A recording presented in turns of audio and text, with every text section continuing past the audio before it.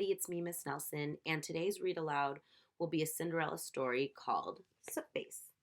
And Sootface is an Ojibwa Cinderella story, and Ojibwa is a tribe.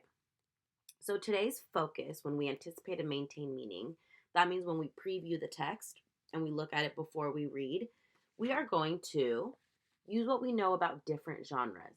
So remember, genres just mean a different type of text. So different genres could be fiction, nonfiction, any type of book. And so we know Sootface is a fairy tale because it's a Cinderella story. So we've read Cinderella stories before. So we're going to use our prior knowledge, that means what we already know about Cinderella stories. Like, what do we already know about Cinderella stories? What are some of their elements? What are some of the problems? What are some of the solutions? So if you think about that while we preview the text, that'll help us when we read. So let's preview the text. And remember, be thinking about what do you already know about the genre of fairy tales and Cinderella stories that can help us preview this text.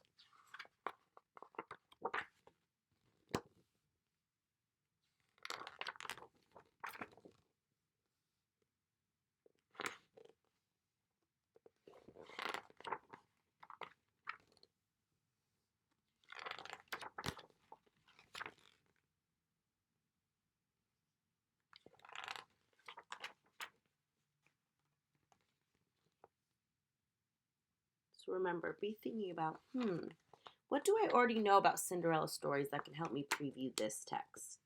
What do I already know about that genre?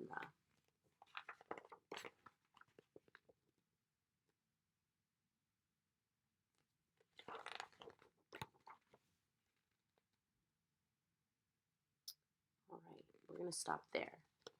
So when we think deeply about meaning, today what we're going to focus on is giving strong reasons to support our opinions. So in the end, you're going to be giving your opinion on Sootface and what you think about her. So remember that when you give your opinion on Sootface, you're going to need to support your opinion with evidence from the text. Okay, let's get started.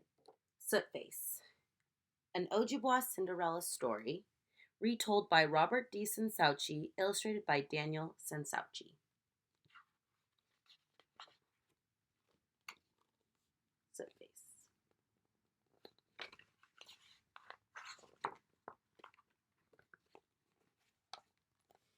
Once an Ojibwa man whose wife had died raised 3 daughters alone.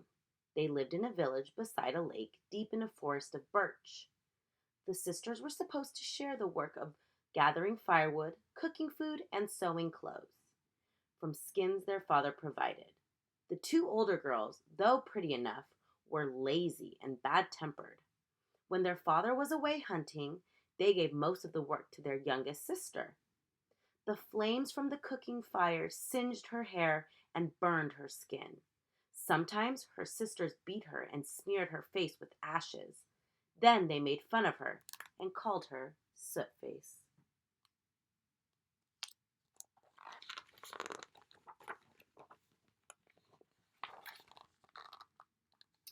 Poor Sootface's eyes were always sad and tired, but her sisters only gave her more work. At evening, her eldest sister cried, "Hurry, lazy Sootface! Fetch some wood to make a fire. Cook the deer meat, for we are hungry." In the morning, her middle sister said, "Hurry, lazy Sootface! Clean the ashes from last night's fire. Brush the mats, gather the berries, and bring fresh water. Our father will soon return from hunting." When the hunter returned, he saw poor Sootface and asked, "What has happened to my youngest child?" The eldest sister said, "That one is so clumsy. She fell over her own feet and rolled through the ashes." And the middle sister said, "We tell her to be careful, not to go near the fire, but she will not heed us."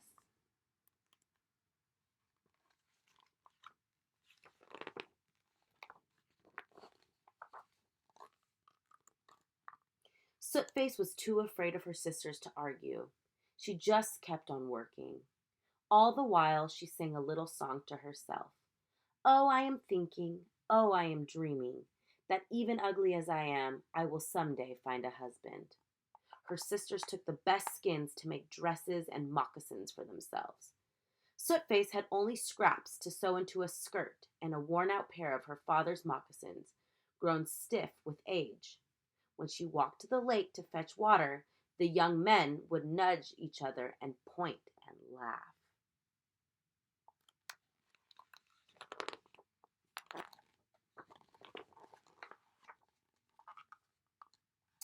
Now there was a mighty warrior who lived with his sister in a wigwam across the lake from the village. A great medicine man had given him the power to make himself invisible. No one from the village had ever seen him, though they saw his white moccasins when his sister hung them beside the door flap. They saw the flap rise and fall when he entered or left his wigwam. The villagers knew he was a great hunter, for they watched his sister skin and dry all the deer, elk, and other game that her brother brought her. Though no one but his sister could see him, the women of the village were sure that he was very handsome.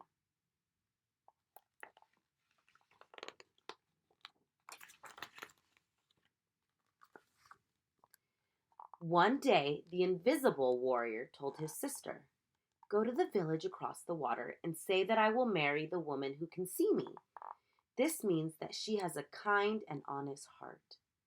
Each day I will carry my magic bow. The woman who tells you what my bow and bowstring are made of will be my bride." His sister brought this message to the village people. One by one, the young women came to visit the lone wigwam.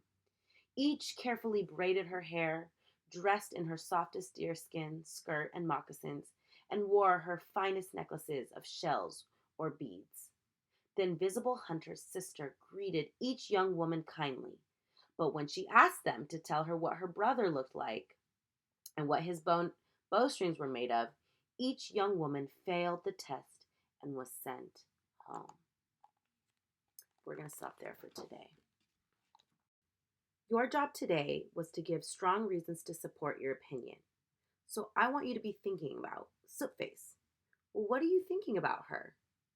What are you thinking about her sisters? What are you thinking about the invisible warrior? And what makes you say that? Remember, when you go to give your opinion, you need to support it with evidence from the text. I can't wait to see your work in Seesaw.